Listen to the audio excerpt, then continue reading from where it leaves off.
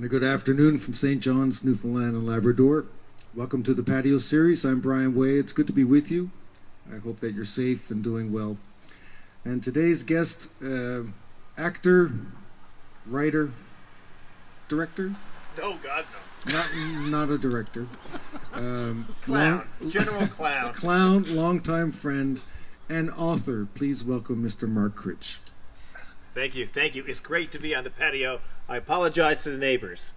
Always exciting to be here with one of my oldest friends, my oldest show business friends, Brian Way.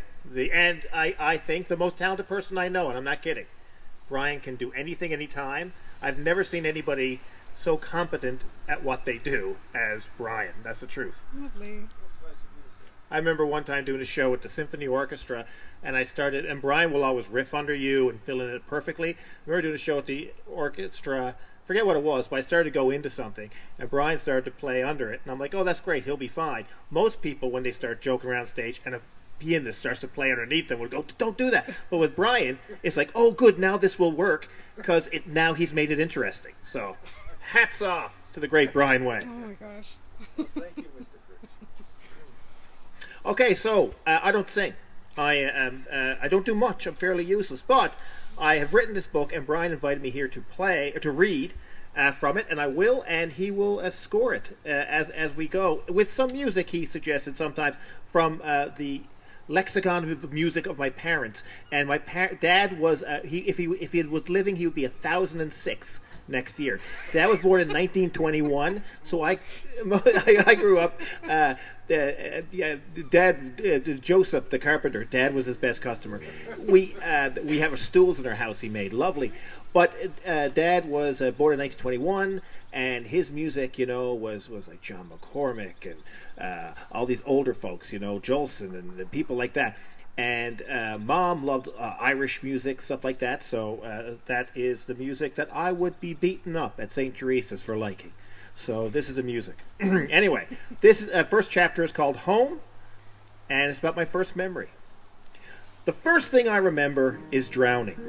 My mother had taken me swimming at what Newfoundlanders call the beach.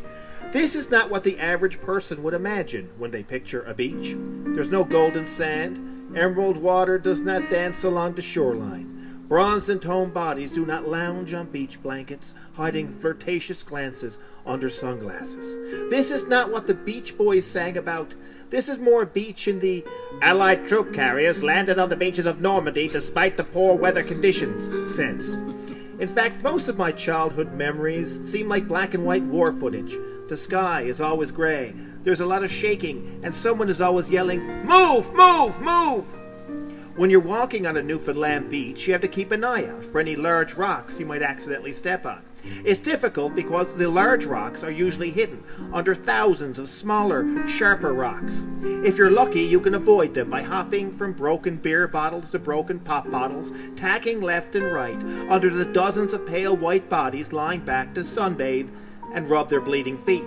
A Newfoundland sunbather is a sight to behold. It's best to use protective eyewear. Directly looking at a Newfoundland sunbather can result in snow blindness.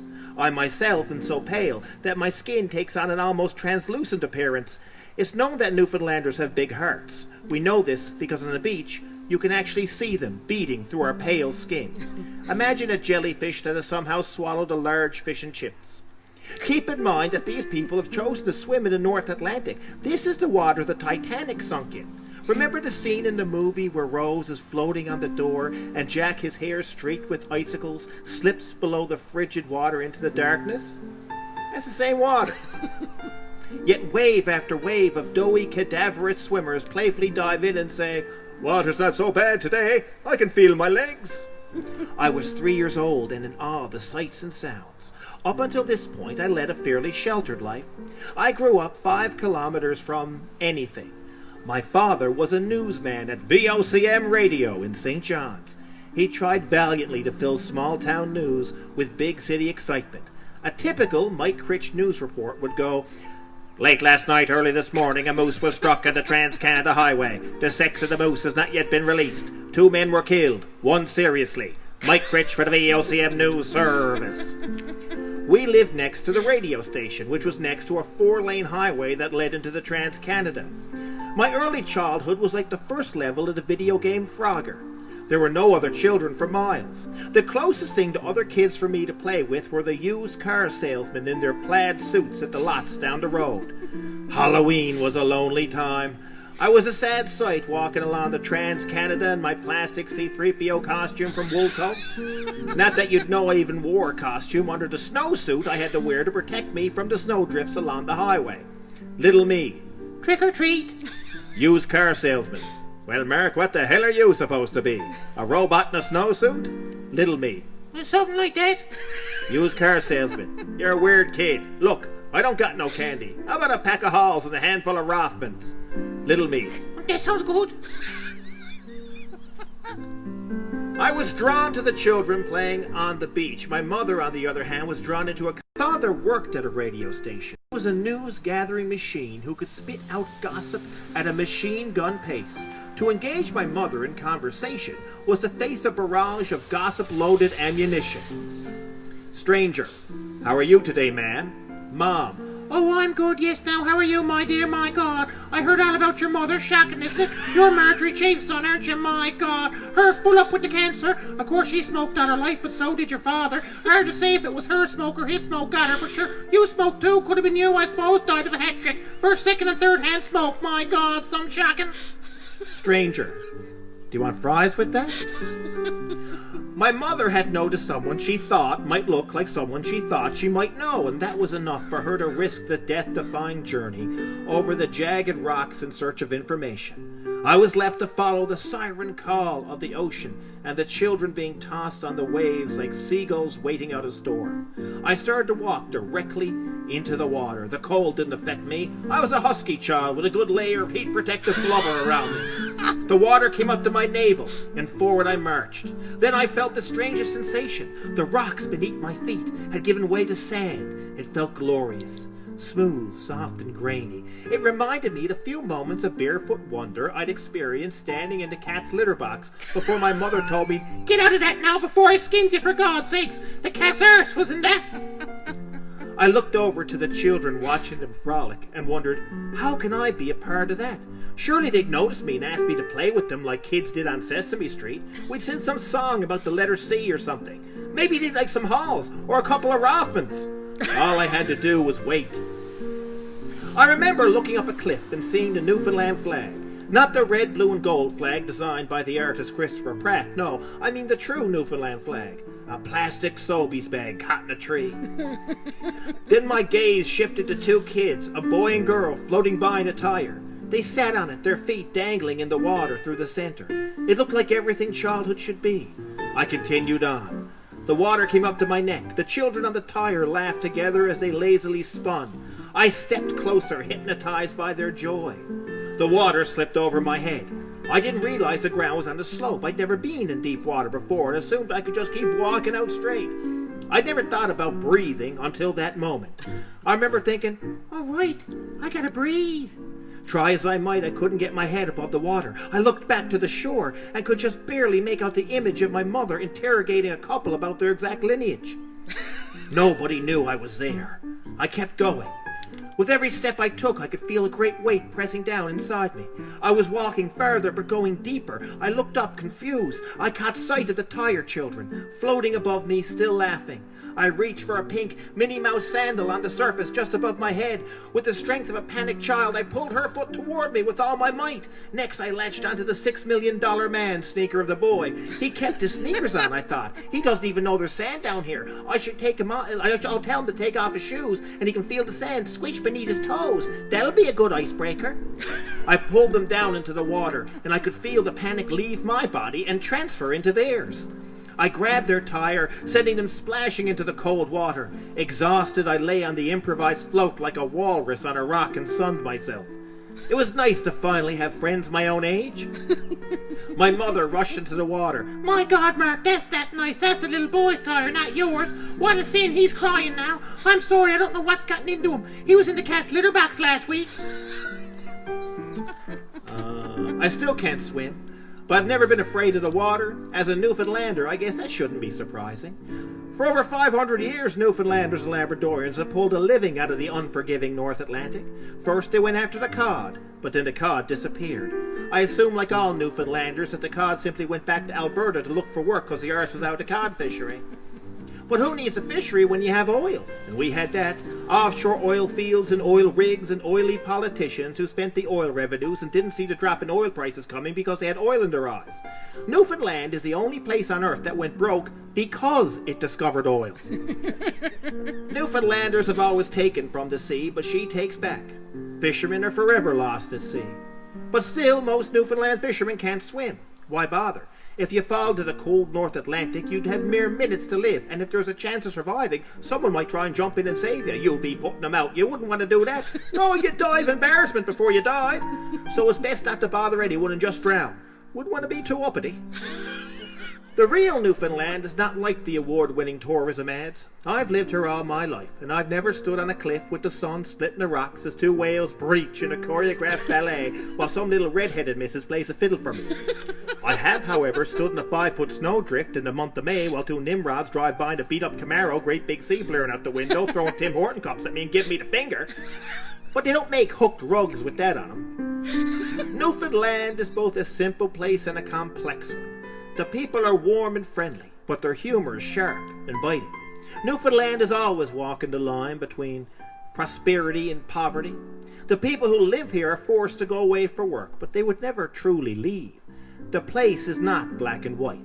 It's as gray as the sky above it, the water around it, and the fog that links the two.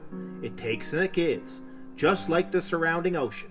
Sink or swim, it will make of you what it wants.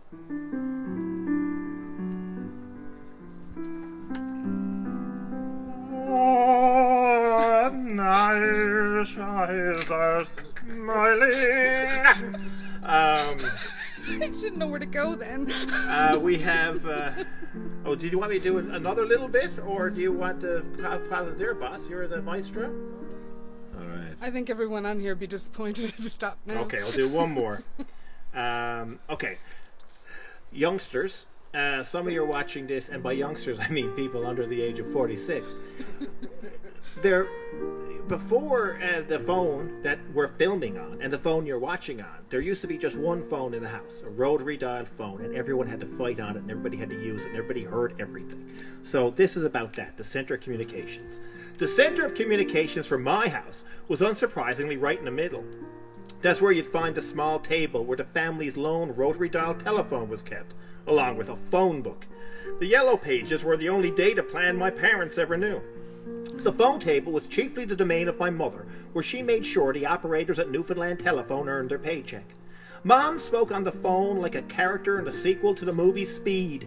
She spoke as if she knew that if she stopped speaking at a frantic pace for even a moment, a bus full of innocent people would explode. Mom: hello, who's this? Not that it matters, my God, I'm run off my feet here today. I woke up and it was a fine day and clothes, so I did the wash, but now it's rained. The whole house is covered in soaked drawers. Hello? They hung up. She spoke as if the person on the other end was listening to Megadeth on an iPod on maximum volume from the other side of a wide cavern. She spent long stretches of time talking to my Aunt Alice, who lived several miles away, in Topsail. On a clear night, with the window open, you'd figure that Alice could surely hear my mother talking even without Mr. Bell's invention.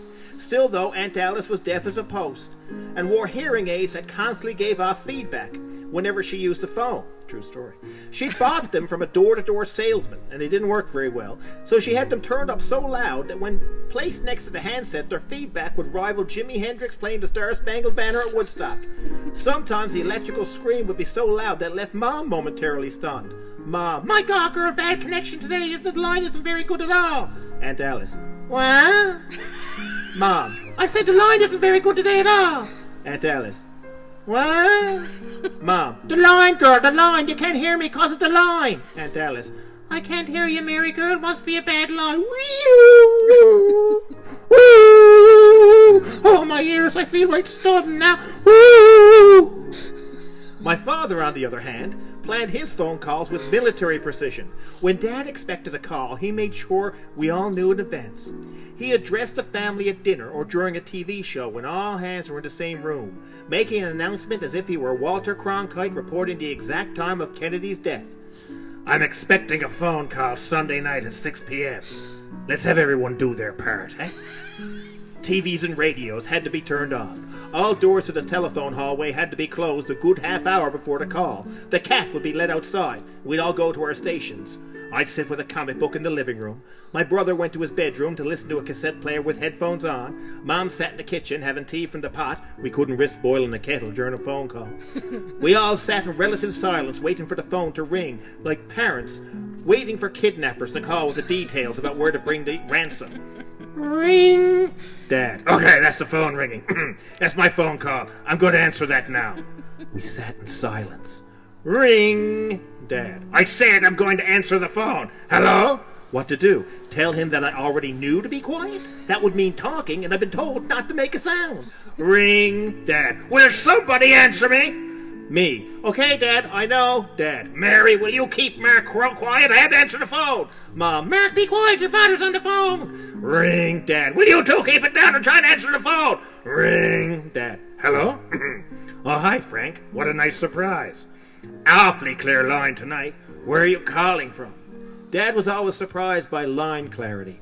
He would ask the location of all his callers like he was Larry King. The answer was always St. John's, unless he's talking to Frank, and then it was Bell Island. Dad, Bell Island? Hell of a clear line for an overseas call.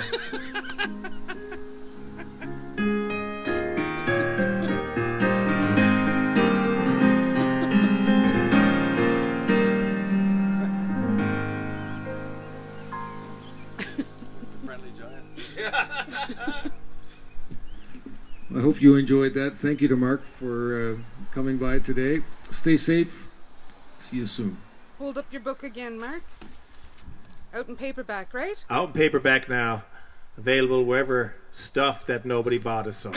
Not true. Thanks, Mark. Remainder bins.